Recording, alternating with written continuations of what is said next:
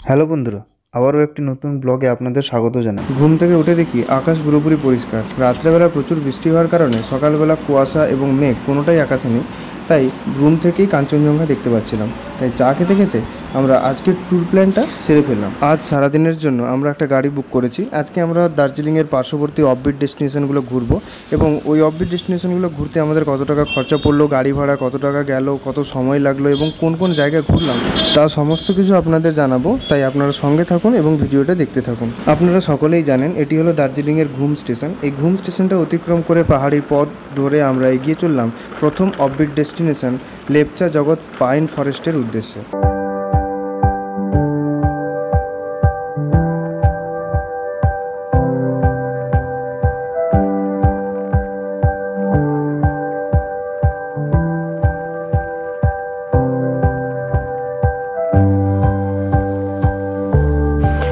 শেষমেশ পাহাড়ি পথ অতিক্রম করে আমরা পৌঁছলাম লেপচা জগৎ পাইন ফরেস্টের কাছে। আর গাড়ি থেকে নেমেই বুঝতে পারলাম প্রচণ্ড ঠান্ডা রয়েছে এখানটায়। এই পাইন ফরেস্টটা ইকো ট্যুরিজমের আন্ডারে, তো আপনাকে এখানে 20 টাকা করে প্রবেশ মূল্য দিয়েই ভেতরে প্রবেশ করতে হবে। তাই আমরা সময় নষ্ট না করে 20 টাকা করে টিকিট করে তারপরে আমরা পাইন ফরেস্টের মধ্যে ঢুকলাম। এই পাইন ফরেস্টের ভেতরটা খুবই পরিষ্কার পরিচ্ছন্ন এবং প্লাস্টিক বর্জিত। আর এখানে যারা বসে রয়েছেন ওনারা এই পাইন ফরেস্টটা দেখাশোনা করেন। এই লেপচা জগৎ পাইন ফরেস্টটা অনেকটা এরিয়া জুড়ে, তো এখানে অনেকগুলি ভিউ পয়েন্ট রয়েছে। তো আমরা একটা ভিউ পয়েন্টে এসেছি। এই ভিউ পয়েন্টটা আমার মনে হয় খুবই সুন্দর এবং খুবই ভালো, রাস্তার একদম পাশে।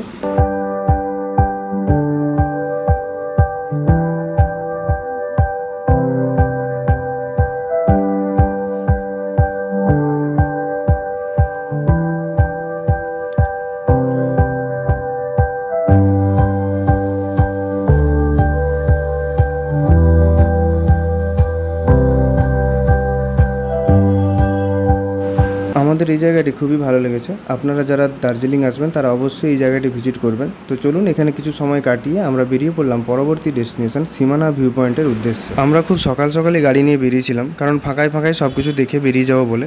কিন্তু এখানে এসে দেখি আমরা পুরোটাই ভুল। আমাদের আগে বহু পর্যটক এই জায়গাটি উপভোগ করার জন্য চলে এসেছেন সকাল সকাল ভোর ভোর। তো এটি হলো সীমানা ভিউ পয়েন্ট। কারণ আমরা যে পাহাড়টির উপরে দাঁড়িয়ে আছি এটা হচ্ছে ভারতে, আর ওপাশে যেটা মেঘের ভেতরে যে ছোটো ছোটো পাহাড়গুলো দেখতে পাচ্ছেন ওগুলো হচ্ছে নেপালে। আমরা দার্জিলিংয়ে এই প্রথমবার এসেছি, আর পাহাড়ের ট্যুর বলতে এটাও আমাদের প্রথম ট্যুর। তো এইরকম সিনারিও আমাদের চোখে আগে কোনো দিন পড়েনি, আমরা দেখিও নি। তো এইরকম দৃশ্য দেখার পরে সত্যি আমরা অবাক হয়ে গিয়েছিলাম এবং দেখতে খুব অসাধারণ লাগছিল।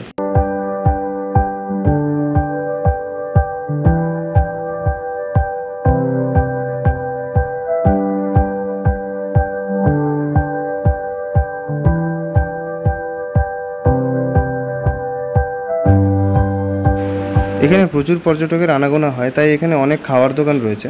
তো আমরা সকালে কিছু না খেয়েই বেরিয়েছিলাম। তো ব্রেকফাস্টটা সীমানা ভিউ পয়েন্টেই করবো বলেই বেরিয়েছিলাম। তো এখানে ম্যাগি খুব ভালো পাওয়া যায়, ম্যাগি আর momo. One chicken momo. Maggi में ऑनियन चिल्ली। हाँ, चिल्ली थोड़ा कम। चीनी अधिक है, कम तेल। मोमो चिकन সীমানা ভিউ পয়েন্টে প্রচুর লোকজন আসেন এবং প্রচুর পর্যটকের সমাগম ঘটে। তাই এখানে একটি ছোটোখাটো বাজারের মতন গড়ে উঠেছে। আর এখানে প্রচুর স্টেশনারি দোকান, খাওয়ার দোকান, গিফটের দোকান অনেক রয়েছে। আপনারা এখান থেকে গিফট নিতে পারেন। এখানে অনেক চকলেট, ভ্যারাইটিস চকলেট পেয়ে যাবেন, বাড়ির জন্য নিয়ে যেতে পারেন, ছোটো ছোটো গিফট নিয়ে যেতে পারেন, টুপি নিয়ে যেতে পারেন, শীতের সমস্ত রকমের পোশাক এখানটায় পেয়ে যাবেন। এখানে আপনারা ম্যাগি, চা, নুডলস, কফি এসব পাবেন। এই মাঝখানে খুব সুন্দর একটি বসার টেবিল রয়েছে। আর এখানে মোমো সবসময়ের জন্য দার্জিলিংয়ে মোমো অ্যাভেলেবেল, মোমো পেয়ে যাবেন। কিছুক্ষণ অপেক্ষা করার পর আমাদের ম্যাগি দিয়ে গেল। এই যে ছোটো বাটিটাতে ম্যাগিটা দেখছেন, এটার দাম 60 টাকা। তো খেয়ে দেখলাম খুব একটা খারাপ নয়, খুব একটা ভালো নয়, এভারেজ খেতে। তারপরে এলো মোমো। সত্যি মোমোটা অসাধারণ ছিল খেতে, কারণ দার্জিলিং মোমোর জন্যই বিখ্যাত। দার্জিলিংয়ে প্রত্যেকটা দোকান থেকে আপনি যেখান থেকেই মোমো খাবেন সেখানকার মোমোই ভালো লাগবে। ব্রেকফাস্টটা শেষ করে আমরা চললাম বাজারটা ঘুরে দেখার জন্য। এখানে যে সামনে যে বাজারটা রয়েছে ওখান থেকে কিছু ছোটোখাটো জিনিস শপিং করার জন্য, বাড়ির জন্য কিছু জিনিস গিফট নেওয়ার জন্য। তো চলুন বাজারটা ঘুরে দেখা যায়।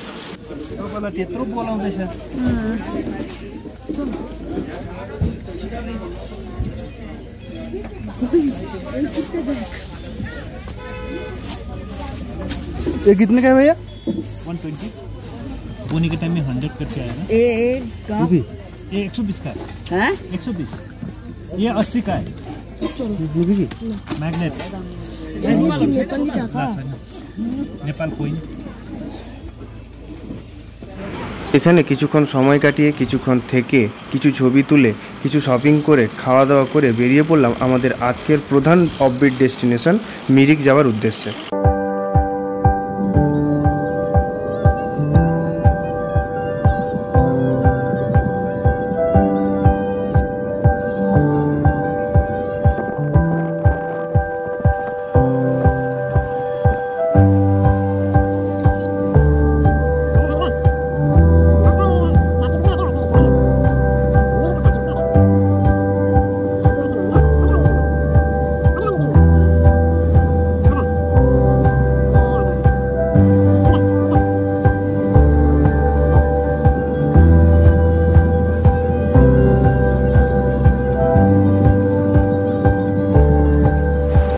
মিরিক প্রধানত দার্জিলিং থেকে অনেকটা দূরে অফবিট ডেস্টিনেশন। তো পাহাড়ি রাস্তা, চা বাগান, পাহাড় এই সমস্ত দেখতে দেখতে আমরা মিরিকের অনেকটা কাছেই চলে এসেছিলাম। তো একদিনের জন্য আমরা এই গাড়িটা বুক করেছিলাম। এই গাড়িটার ডিটেলস এর ফোন নাম্বার আমি স্ক্রিনে দিয়ে দেবো, আপনারা যোগাযোগ করে নিলে খুব সুবিধা এবং খুব কম পয়সাতেই আপনারা দার্জিলিং ঘুরতে পারবেন। তো আমরা 3 দিনের জন্য এই গাড়িটা বুক করেছিলাম, প্রত্যেক দিন আলাদা আলাদা রেটে আমরা এই গাড়িটা নিয়েছিলাম। তো যেদিন যেখানে যাবেন অবশ্যই এদের সাথে কথা বলে নেবেন, এরা আলাদা আলাদা করে প্যাকেজ বুক করে। শহরের রাস্তার জাম কাটিয়ে আমরা শেষমেশ পৌঁছালাম মিরিকে। এটি হলো মিরিকের পার্কিং এরিয়া। এখানে গাড়ি টাড়ি সমস্ত গাড়ি থাকে, যারা ট্যুরিস্টরা আসেন এখানে গাড়ি রেখে সামনে টিকিট কাউন্টার রয়েছে, এখানটায় টিকিট কেটে আপনাকে পার্কের মধ্যে প্রবেশ করতে হবে। এখানে একটি বড় পার্ক রয়েছে, একটি লেক রয়েছে, লেকের পেছনে পাইন, দেবদারু ইত্যাদির জঙ্গল রয়েছে, ওখানে আপনারা ফটোশ্যুট করতে পারেন। একটি খুব সুন্দর ওয়েদার বা অ্যাটমসফিয়ার এখানটায় সবসময়ের জন্য থাকে, তাই মিরিকটা সকলেই অফবিট ডেস্টিনেশনের জন্য প্রেফার করেন, এখানে আসেন। তো আমরা এখন টিকিট কাটছি, টিকিট কেটে আমরা ভেতরে ঢুকবো। তো 20 টাকা করে টিকিট। চলুন তাহলে পার্কের ভেতরটা ঘুরে দেখা যাক।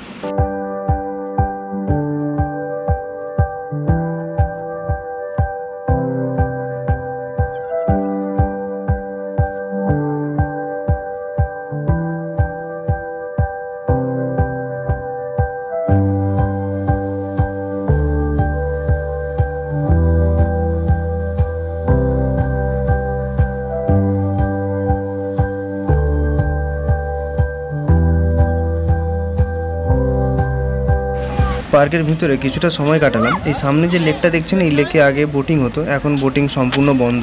এগুলি হলো এখানকার ট্র্যাডিশনাল ড্রেস, এগুলি আপনারা এখানে পরতে পারেন, এগুলি রেন্টে পাওয়া যায়, 100 টাকা করে নেয়। তো আপনি এখানে আধ ঘন্টা বা 45 মিনিট এই ড্রেস পরে ছবি তুলতে পারেন, তারপরে আবার এই ড্রেসগুলো ওনাদেরকে রিটার্ন করে দিতে হয়। পার্শ্ববর্তী জায়গাগুলো দেখে বেরোতে বেরোতে আমাদের ওখানেই দুপুর হয়ে গেল। তো দুপুরবেলা ভালো বাঙালি হোটেলে খাওয়ার জন্য একটা বাঙালি হোটেলে গেলাম মিরিকেই। ওখানটায় ওনারা বললেন যে থালি সিস্টেম খাওয়ার রয়েছে। এই হলো এখানকার থালির সিস্টেম, ভাত, ডাল, আলু ভাজা, আলু পোস্ত, 5 মেশালের সবজি দিয়ে 150 টাকা পার হেড নেবে। এরপর যদি আপনারা মাছ, মাংস বা ডিম খেতে চান তার জন্য আলাদা আলাদা রেট রয়েছে। হোটেলটা পুরোটাই ফাঁকা, কারণ এখন সবেমাত্র 12টা বাজে, কেউ এখনও খেতে আসেনি। আমরা আগে চলে এসেছি কারণ এখান থেকে আমাদের তাড়াতাড়ি বেরিয়ে যেতে হবে। হঠাৎ মেঘ উঠিয়েছে, তো সামনে দেখতে পাচ্ছেন পুরো মিরিকের যে লেকটা এবং পেছনের জঙ্গলটা পুরোপুরি মেঘে ঢেকে গেছে।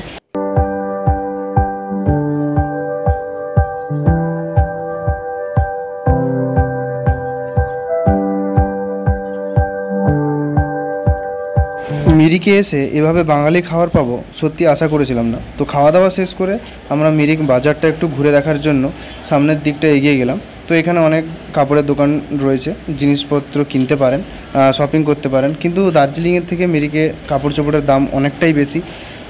যদি কোনো গিফটের জিনিস নিতে চান তাও এখানে দাম বেশি, কারণ এখানে কয়েকটা দোকান রয়েছে আর এটা পুরোপুরি ট্যুরিস্ট স্পট, তাই এখানে যে যেরকম চায় সেরকম দাম নিচ্ছে। মিরিক থেকে বেরিয়ে আমরা সোজাসুজি চলে এলাম গোলপাহাড় ভিউ পয়েন্টে। এখানে এসে দেখি চারিদিকে শুধু চা বাগান, ছোট ছোট পাহাড়গুলো রয়েছে। এই পাহাড়গুলো পুরোটাই চা চাষ করা হয়েছে। এর ভেতরে আপনারা ঢুকতে পারেন, কিন্তু চা গাছ বা চা পাতায় হাত দিতে পারবেন না। ছবি তুলতে পারবেন, ছবি তুলে আপনাকে এখান থেকে চলে আসতে হবে। এবং এখানে যদি আপনারা চা নিতে চান, চা পাতা নিতে চান, তাহলে এখানে গ্রিন টি, লিকার টি, দুধ চা সব কিছুই আপনারা এখানটায় পেয়ে যাবেন। এই চা বাগানের মধ্যেই ওনারা ছোট ছোট স্টলের মতন করে বসেছেন, এখানে আপনারা চা নিতে পারেন। গোলপাহাড় ভিউ পয়েন্টের সিনারিও দেখুন কি সুন্দর লাগছে।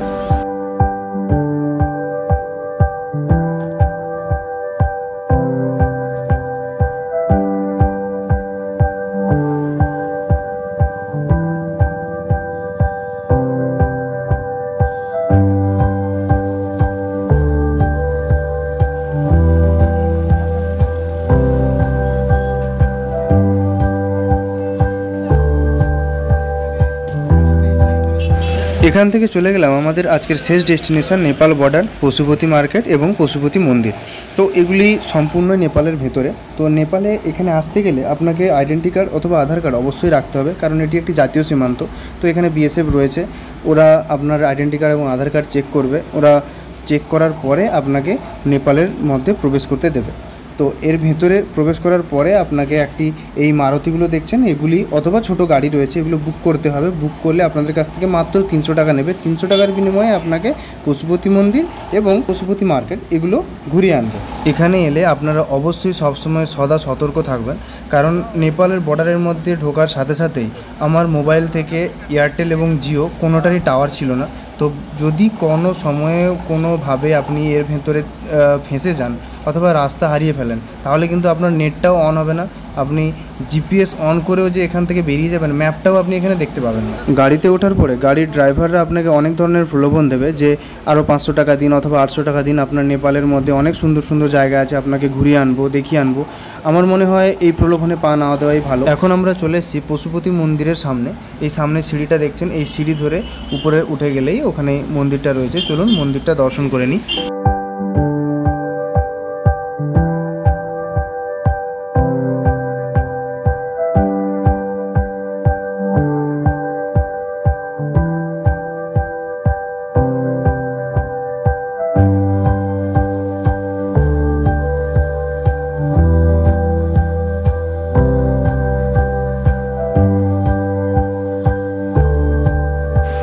মন্দির দেখার পরে আমরা চলে এলাম পশুপতি মার্কেটটা ঘুরে দেখার জন্য।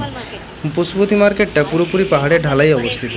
এই যে রাস্তাটি ঢাল বরাবর নিচে নেমে গেছে, তার দুপাশে অনেক দোকান রয়েছে। এই দোকানগুলি থেকে আপনারা শপিং করতে পারেন। जैकेट जैकेट जैकेट इधर है, देख लीजिए। सब लेडीज का है या जेंट्स का भी? नीचे में सब लेडीज, ऊपर में जेंट्स। ऐसा ऐसा जेंट्स में नहीं आएगा? ये तो यूनिसेक्स है ना, कोई भी पहन सकते हैं। तो रेट कितना आएगा? 3800, 20% डिस्काउंट, 2900 रुपये पड़ेगा फाइनल प्राइस, 29। একটা সোয়েটারের দোকানে ঢুকেছিলাম, যা দাম বললো তাতেই দোকান থেকে বেরিয়ে চলে এসেছি, কারণ এখান থেকে দার্জিলিংয়ে অনেক কম দাম। এখানে একটা সোয়েটারের দাম ওরা বলছে 3800 টাকা। সেই সেম সোয়েটারটা যদি আপনি দার্জিলিংয়ের ম্যাল থেকে বা পার্শ্ববর্তী ওই ম্যালের কাছাকাছি কোনো দোকান থেকে কেনেন, তাহলে ওটা আপনার ওই 1200 থেকে 1800 টাকার মধ্যেই পড়ে যাচ্ছে। কিছু দূর এগিয়ে এসে দেখলাম একটা দোকানে নেপালি পয়সা বিক্রি হচ্ছে। তো নিজেদের স্মৃতি হিসাবে কয়েকটা নেপালি পয়সা কিনলাম। তারপর বাড়ির জন্য কিছু কেনাকাটা করে আবার দার্জিলিং ফিরে আসার জন্য রেডি হলাম। এখানে আসা আর এখান থেকে যাওয়ার ওদের একটা প্রসেস রয়েছে, ওই প্রসেস অনুযায়ী আপনাকে আসতে হবে এবং যেতে হবে। নেপাল বর্ডার থেকে যখন আপনি ট্যাক্সি বুক করবেন, তখন আপনাকে একটা ওরা কুপন দেবে। ওই কুপনে একটা নাম্বার লেখা থাকবে। আপনি এলেন, মন্দিরে ঘুরলেন, মার্কেটটা পুরোটা ঘুরলেন, যখন যাওয়ার হবে আপনি ওই কুপনটা ওদের দেখালে ওই ট্যাক্সি স্ট্যান্ড থেকে যে কোনো গাড়ি আপনাকে নিয়ে গিয়ে আবার ওই বর্ডারে আপনাকে ছেড়ে দিয়ে আসবে। তখন আপনার কাছ থেকে ওরা 300 টাকা নেবে। তার আগে কিন্তু ওরা কোনো চার্জ করবে না, কোনো টাকা নেবে না। সেখান থেকে বেরিয়ে আমরা আমাদের গাড়ি ধরে পুনরায় ফিরে এলাম দার্জিলিংয়ে। আজকের মতন ভিডিওটা এখানেই শেষ করলাম। পরবর্তী নতুন ভিডিও পেতে অবশ্যই চ্যানেলটি সাবস্ক্রাইব করবেন এবং এই ভিডিওটি কেমন হয়েছে অবশ্যই কমেন্ট করে জানাবেন।